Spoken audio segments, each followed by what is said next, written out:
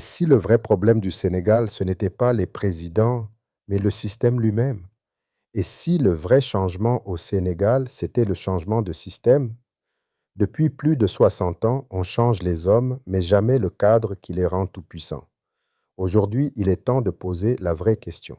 Faut-il en finir avec le présidentialisme pour libérer enfin notre souveraineté? Bonjour et bienvenue sur Polydata TV.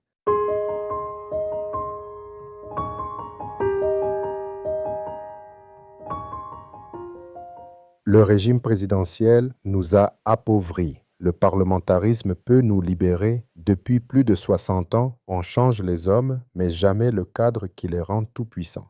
Aujourd'hui, il est temps de poser la vraie question. Faut-il en finir avec le présidentialisme pour libérer enfin notre souveraineté? Installez-vous confortablement, abonnez-vous si ce n'est pas encore fait et entrons ensemble dans le cœur du débat. Cette vidéo fait suite à notre première émission intitulée Président versus Premier ministre, crise de personnes ou crise de système. Vous avez été très nombreux à réagir, à commenter, à débattre, et c'est justement ce débat qui nous pousse aujourd'hui à aller plus loin. Dans cette nouvelle vidéo, nous allons ensemble creuser la véritable question de fond. Allons tout de suite dans le vif du sujet. Chapitre 1. Mamadou, Dia et la tentative avortée d'un parlementarisme africain. Pourtant, à l'aube de l'indépendance, le Sénégal avait entrevu une autre voie. De 1957 à 1962, Mamadou Dia, alors président du Conseil, avait posé les bases d'un véritable parlementarisme africain adapté à nos réalités. Dans ce système, le pouvoir exécutif émanait du législatif, assurant un contrôle démocratique réel et une gouvernance responsable. Mamadou Dia n'était pas seulement un technocrate visionnaire. Il incarnait la volonté d'un État souverain fondé sur la participation populaire, la planification économique et l'émancipation des masses rurales. Ces réformes, souvent audacieuses et avant-gardistes, visaient à construire une économie nationale indépendante, rompant avec le modèle d'extraversion hérité de la colonisation. Le développement devait être endogène, fondé sur la valorisation des ressources locales, la coopération entre les communautés et une gestion démocratique des biens publics. Mais cette trajectoire fut brutalement interrompue. En décembre 1962, un coup d'État constitutionnel orchestré par Léopold Sédar Senghor avec la bénédiction des puissances néocoloniales mit fin à l'expérience. Mamadou Dia et ses collaborateurs furent arrêtés et emprisonnés. Les élites intellectuelles de l'époque, fascinées par les privilèges offerts par l'ancienne métropole, trahirent l'idéal d'émancipation nationale. Ainsi s'effondra la première tentative de bâtir un État sénégalais réellement souverain et populaire. Le présidentialisme sénégalais, un système d'étouffement. Depuis cet épisode fondateur, le Sénégal n'a jamais quitté ce moule présidentiel hérité de Senghor. Ce régime est devenu la matrice du sous-développement politique et économique du pays. Senghor, Diouf, Wade, Macky Sall, malgré leurs différences, ont tous régné dans un même cadre, un président tout-puissant, une Assemblée nationale réduite au rôle d'enregistrement, une justice instrumentalisée, une administration politisée. Le présidentialisme sénégalais s'est révélé être un système de reproduction des élites, de confiscation de la souveraineté populaire et de neutralisation de toute alternance véritable. Sous Macky Sall, cette logique a atteint son paroxysme. Répression sanglante, emprisonnement massif, censure médiatique, instrumentalisation de la justice, crise économique et sociale sans précédent. Plus de 2500 prisonniers politiques, des centaines de morts, des milliers de blessés.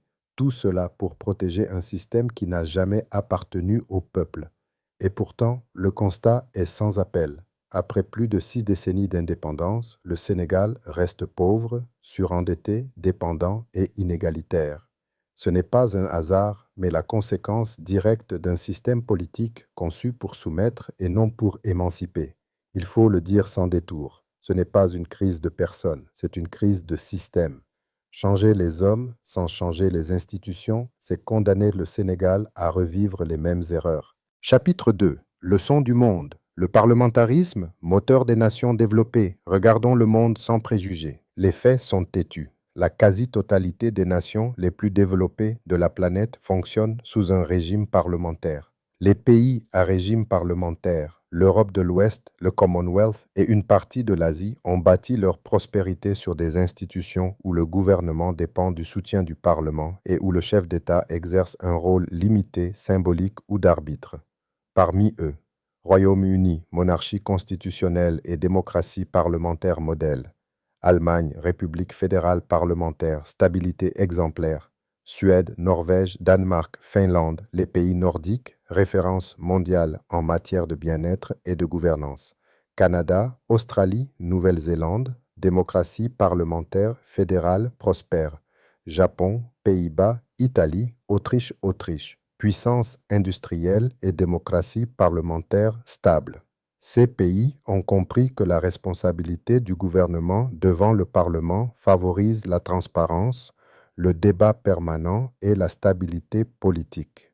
Le chef de l'État y incarne l'unité nationale sans interférer dans la gestion quotidienne. C'est cette culture de l'équilibre et du contrôle mutuel qui a permis à ces nations d'assurer la continuité de leur politique publique, l'innovation économique et la cohésion sociale. Le cas exceptionnel des régimes présidentiels. À l'inverse, le régime présidentiel pur est extrêmement rare parmi les pays développés. L'unique exemple significatif est celui des États-Unis, une fédération vieille de plus de 2 siècles, dont la solidité institutionnelle repose sur des contre-pouvoirs puissants, Congrès, Cour suprême, États fédérés, médias, lobbies indépendants. Mais ce modèle n'est ni exportable ni compatible avec les jeunes démocraties africaines, car il suppose une culture politique ancrée dans la séparation stricte des pouvoirs, une société civile robuste et active, des institutions fortes et autonomes. Sans ces conditions, le régime présidentiel devient une machine à fabriquer des dictatures élues.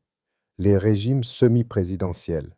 Une instabilité permanente des pays comme la France ou le Portugal ont adopté des régimes mixtes, dits semi-présidentiels, où le président partage le pouvoir exécutif avec un premier ministre. Ce modèle engendre souvent une dualité conflictuelle, notamment en période de cohabitation. Il reste fragile car il dépend plus des tempéraments des hommes que de la solidité des institutions. Chapitre 3. Et en Afrique, le triomphe du présidentialisme et ses ravages. Sur le continent africain, la majorité des États ont adopté ce régime présidentiel concentré à l'indépendance, souvent sous l'influence de l'ancien colonisateur. Du Sénégal au Nigeria, de la Côte d'Ivoire au Cameroun, en passant par le Kenya, la Guinée, la Tanzanie, la Zambie ou encore la RDC, le scénario est identique. Un président élu au suffrage universel, cumulant les fonctions de chef de l'État et de chef du gouvernement, contrôlant l'armée, la diplomatie, les finances et parfois même le Parlement. Résultat, instabilité chronique, violence politique, corruption, clientélisme et capture des ressources publiques. À l'inverse, les rares pays africains à régime parlementaire ou assimilés, comme l'Éthiopie, l'île Maurice, le Botswana ou l'Afrique du Sud, affichent des performances supérieures en matière de stabilité institutionnelle, de croissance économique et de transparence politique. Là où le pouvoir est collégial, les crises sont absorbées par les institutions plutôt que par la rue. Chapitre 4. Corrélation entre régime politique et développement. L'observation mondiale est claire. Les pays développés sont majoritairement parlementaires. Les pays sous-développés sont massivement présidentiels. Ce n'est pas une coïncidence, mais le résultat direct de la structure du pouvoir. Le régime parlementaire encourage la redevabilité politique, empêche la concentration des pouvoirs, favorise la stabilité sans autoritarisme, limite la corruption systémique, stimule la coopération entre partis et la culture du compromis. Le présidentialisme, au contraire, encourage la personnalisation du pouvoir, la dérive autocratique, la dépendance à l'aide étrangère et le culte du chef, incompatible avec la modernité politique. Chapitre 5. Pour un parlementarisme africain souverain. Revenir à un régime parlementaire souverain, ce n'est pas copier l'Occident.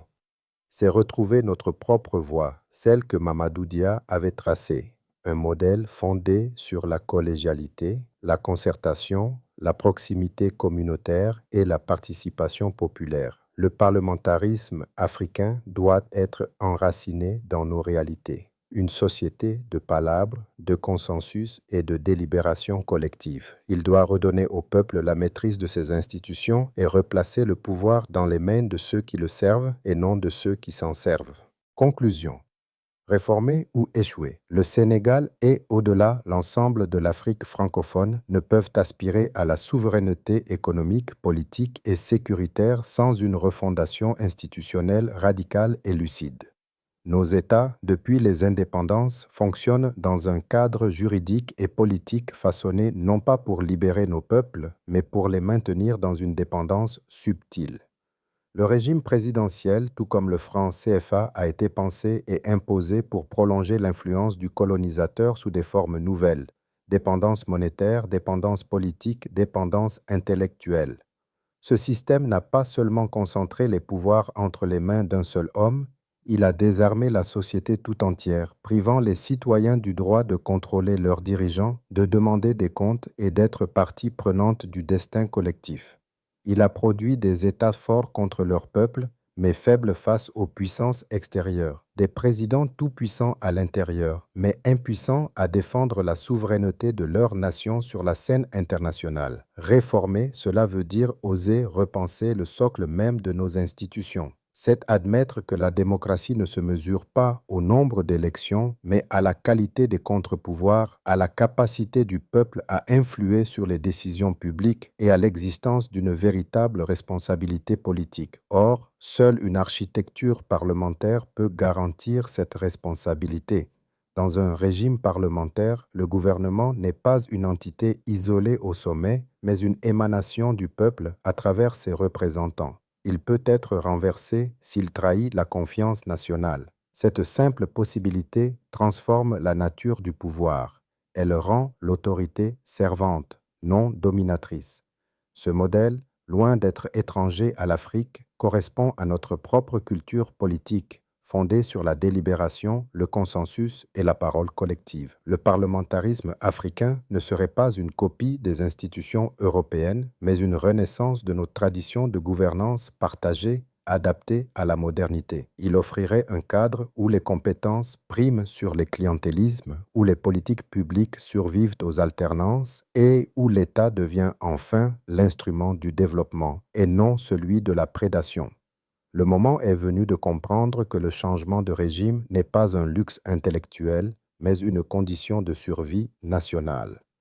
Car tant que le pouvoir restera entre les mains d'un seul individu, tant que nos constitutions continueront de reproduire la logique coloniale de la verticalité et de la soumission, aucun projet de développement ne sera durable. Les réformes économiques échoueront, les politiques sociales seront récupérées et les souverainetés proclamées resteront théoriques. C'est pourquoi le choix est simple et historique: réformer ou échouer. Réformer, c'est ouvrir la voie à un État juste, fort, démocratique et productif. Échouer, c'est accepter de demeurer dans le cercle vicieux de la dépendance, de la corruption et de la violence politique. Ce combat dépasse les clivages partisans. Ce n'est pas celui d'un individu, ni même d'un parti, mais celui d'une génération décidée à reprendre son destin en main. Une génération qui refuse que le sacrifice de Mamadou Dia et de tous ceux qui ont rêvé d'une Afrique souveraine ait été vain. Le temps des compromis est passé. L'Afrique francophone doit choisir entre la continuité du déclin et la refondation de sa dignité politique, entre la servitude institutionnelle et la liberté républicaine, entre le présidentialisme qui nous a servi et le parlementarisme qui peut enfin nous libérer, réformer ou échouer. Car cette fois, l'histoire, la jeunesse et la mémoire de nos luttes ne nous pardonneront plus. Merci à vous d'avoir suivi cette vidéo jusqu'au bout. Si vous l'avez appréciée, je vous invite à cliquer sur le pouce bleu, à vous abonner à Polydata TV et à activer la cloche de notification pour ne rien manquer de nos prochaines analyses. Votre soutien, vos partages et surtout vos commentaires sont essentiels. C'est grâce à vos réflexions et à vos débats que Polydata TV continue de grandir et d'éclairer les consciences. Dans notre prochaine vidéo, nous irons encore plus loin.